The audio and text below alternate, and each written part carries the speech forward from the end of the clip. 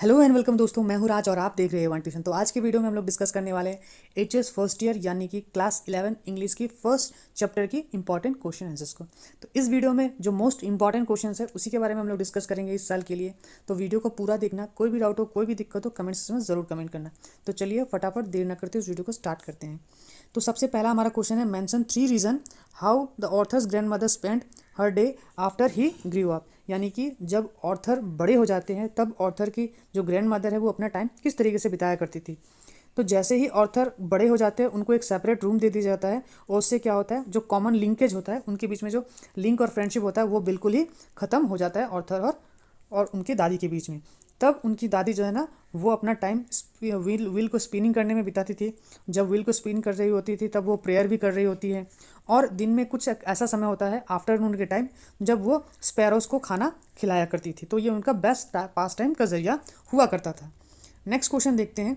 Next question है हमारा, why was it hard for the author to believe that she यानी कि his grandmother was once young and pretty. तो author को क्यों believe करने में मुश्किल होता है कि कभी उसकी दादी जो है ना बहुत यंग और प्रीटी भी हुआ करती थी। तो देखो इसमें एक फैक्चुअल बात क्या है कि जब भी ऑथर ने देखा अपनी दादी को उसने बूढ़ा ही देखा। तो आंसर में ये लिखा गया है कि करीब करीब वो अपनी दादी को 20 सालों से जानती है, यानी कि उसका उम्र 20 साल के आसपास है। तो वो अपनी दादी को 20 सालों से ही जानती है और उन्होंने ऑथर ने जब भी अपनी दादी को देखा है वो बुढ़ापे में ही देखा है। तो इसीलिए उनके दिमाग में ऐसा इमेजिनेशन आता ही नहीं है कि कभी उसकी दादी जो यंग और प्रीटी दिखा करती होगी। नेक्स्ट क्वेश्चन है हमारा, how did Khushwant Singh describe his grandmother. तो खुशवंत सिंह अपने दादी को किस तरीके से डिस्क्राइब करती है। तो खुशवंत सिंह देखो अपने दादी को डिस्क्राइब करने के लिए वो कुछ कुछ वर्ड इस्तेमाल करते हैं। जैसे कि वो अपनी दादी को शॉर्ट हाइटेड बताती है, थोड़ा सा फैट है, स्लाइटली थोड़ा सा झुकी हुई है, क्योंकि नॉर्मली एजेड इंसान वो थोड़ा सा आगे झुक झुक के चलते हैं। उनके फेसेस पे कई सारे रिंकल्स है और वो जो ड्रेस पहनती थी वो बिल्कुल वाइट ड्रेस हुआ करता था जिसमें बिल्कुल भी स्पॉट्स या फिर डिज़ाइन नहीं हुआ करते थे। ठीक है। उसके बाद वो हमेशा रिलीजियस, यानी कि उनको रिलीजियस लेडी कहा गया है। रिलीजियस लेडी इसलिए कहा गया क्योंकि वो हमेशा प्रेयर करती रहती थी। उनके लिप्स जो है ना वो हमेशा मूव करते रहते थे कंटिन्यूसली प्रेयर के लिए। वो स्कूल मतलब टेम्पल्स पे जाती थी, स्क्रिप्ट्स पढ़ा करती थी। यहाँ तक कि खुशवंत सिंह ये भी बताते कि उनकी दादी जो है ना बहुत काइंड हार्टेड थी। क्यों? क्योंकि जब भी गांव में वो लोग थे तो टेंपल और स्कूल पे जब भी जाया करते थे तो उनकी दादी जो है वो विलेज के जो डॉग्स है उनको थोड़ा सा कुछ खिला दिया करती थी, फीड किया कर देती थी। तो ये सब चीज़ ऐसे है जो कि बताती है कि दादी कितनी दयालु थी। और जब वो शहर में चले जाते हैं तो वो कुत्तों के बजाय वो स्पैरोज को खाना खिलाने लगती है। नेक्स्ट क्वेश्चन हमारा, explain old so terrible old that she could not have grown older. यानी कि खुशवंत सिंह को अब ऐसा लगता है कि शायद इससे ज़्यादा तो उनकी दादी और बूढ़ी नहीं हो सकती है। क्यों? क्योंकि देखो वापस दोबारा वही बात है यहाँ पे। Khushwant Singh नैरेट्स says that his grandmother was terribly old, यानी कि बहुत बूढ़ी है। She could not appear young and beautiful, और वो कभी भी यंग और ब्यूटीफुल नहीं दिख सकती है।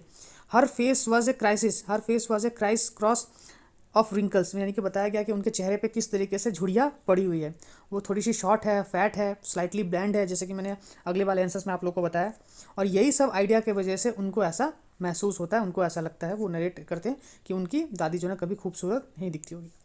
नेक्स्ट हमारा, how could grand mother B beautiful without being pretty. यहाँ पे how could grand mother B beautiful without being pretty. तो इसका आंसर सिंपल सा आंसर है तुम्हारा। सबसे पहला बात तो देखो यहाँ पे रीज़न क्या है, बट शी वॉज ब्यूटीफुल। वो प्रिटी नहीं है, could not be pretty, but beautiful ज़रूर है। रीज़न क्या है, on white clothes she look like winter landscape in the mountain.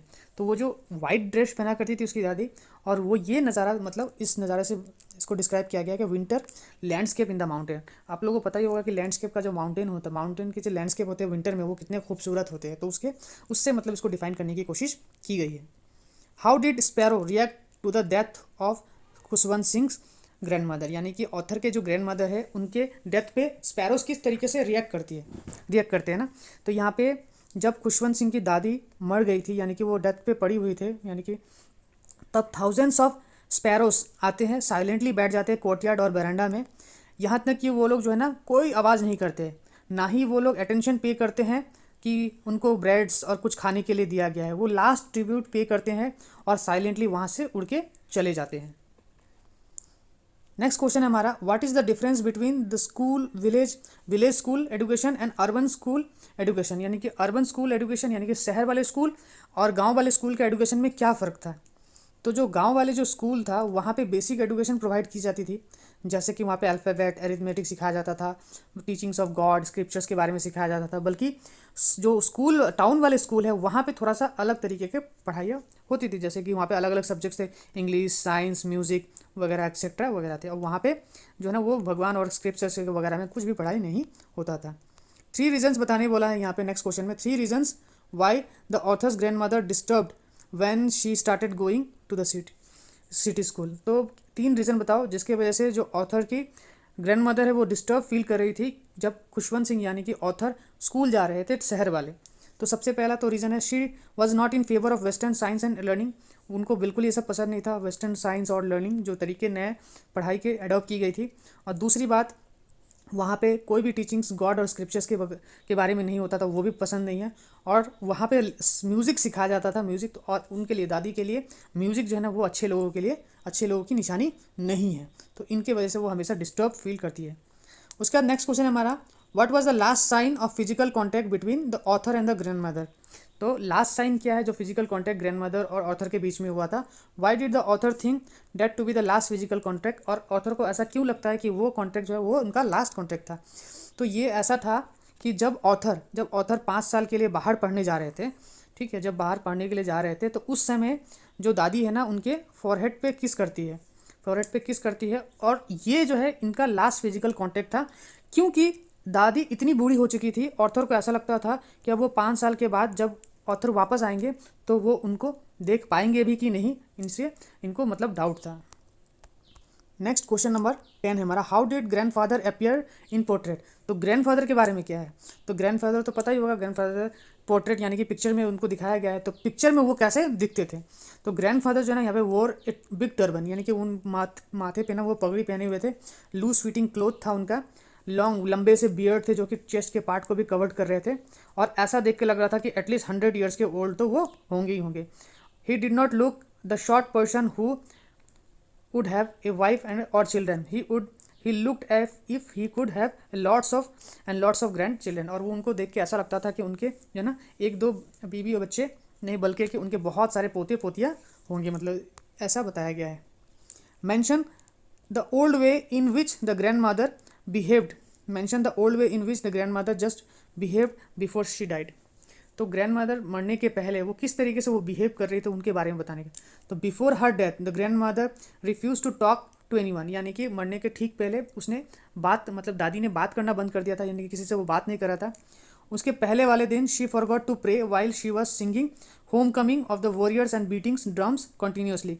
पोते के आने के खुशी में एक दिन पहले वो क्या कर रही थी, वो बहुत ज़्यादा गाना गा रही थी, वॉरियर्स के बारे में ड्रम्स बजा रही थी, और उसने इसी चक्कर में जो है ना वो प्रेयर करना वो भूल जाती है।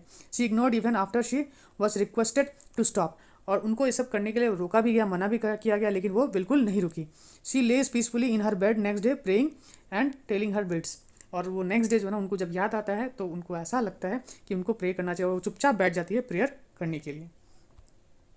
उसके बाद the Netter's grand mother look like winters landscape. ये तो आप मैंने बताया कि क्यों बताया गया है। तो narrator's grandmother's always dressed in spotless white and silvery hair, तो हमेशा वाइट कपड़े पहनती थी जिसमें मतलब कोई भी डिज़ाइन वगैरह नहीं होता था, और उनके वाइट बाल भी पूरा सिल्वरी वाइट हो चुके थे, इसीलिए उनको कंपेयर किया गया है winter landscape in the mountain. Her white locks of hairs spread untidily over her pale and wrinkled faces. She looked like an sensuous wild. तो ये सब जो है ना आप लोगों को एग्जाम में लिखनी है, ठीक है। बाकी कुछ और क्वेश्चंस है जो इन क्वेश्चंस को आप लोग एग्जाम्स के लिए देख सकते हो, ठीक है।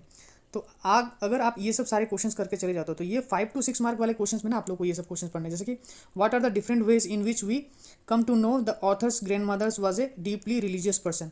तो कैसे हम लोग पता लगा सकते हैं कि ऑथर कि जो ग्रैंड मदर है वो डीपली रिलीजियस पर्सन है। तो सबसे पहला कुछ पॉइंट्स लिख देना सीधा सीधी, जैसे she visited temple every morning and read script, तो वो हर सुबह टेम्पल जाती थी और स्क्रिप्ट पढ़ा करती थी। दूसरा, at home she continuously reside, वो घर पे भी हमेशा जो है ना अपने बेड ऑफ रोजरी को लेके प्रेयर करते रहती थी। She would repeat the prayers in singing song manner while getting the author ready for school, तो जब भी ऑथर को वो स्कूल के लिए रेडी करवा रही होती है तो उस समय भी वो जो है ना प्रेयर के रूप में गाना जो है ना वो गाती रहती है। Next point, she didn't like English school as there was no teaching of gods and scriptures. दूसरी बात, जब वो इससे भी पता चलता है कि जब वो शहर चले गए तो उनको वो शहर वाले स्कूल इसलिए भी पसंद नहीं थी क्योंकि वहाँ पे भगवान और स्क्रिप्ट्स के बारे में नहीं पढ़ाया जाता था। तो ये सब के कारण की वजह से ना हमें पता लगता है कि ऑर्थर की जो दादी है वो बहुत ज़्यादा रिलीजियस है। तो इस तरीके के शॉर्ट और लॉन्ग क्वेश्चंस आपको इस साल पढ़ के जाने हैं। इनमें से 100% है कि आपको कॉमन मिलेगा ही मिलेगा। आई होप कि आपको ये वीडियो इन्फॉर्मेटिव लगा होगा। वीडियो अगर इन्फॉर्मेटिव लगा है तो आप हमारे चैनल को सब्सक्राइब कर देना, चैनल को सब्सक्राइब करना, वीडियो को शेयर कर देना, और साथ ही साथ अगर आपको इस वीडियो के PDF चाहिए तो डिस्क्रिप्शन में दी गई लिंक पे जाकर छोटी सी पेमेंट करके आप ये PDF ले सकते हो। तो चलिए मिलते हैं अगले वीडियो में, तब तक के लिए गुड बाय।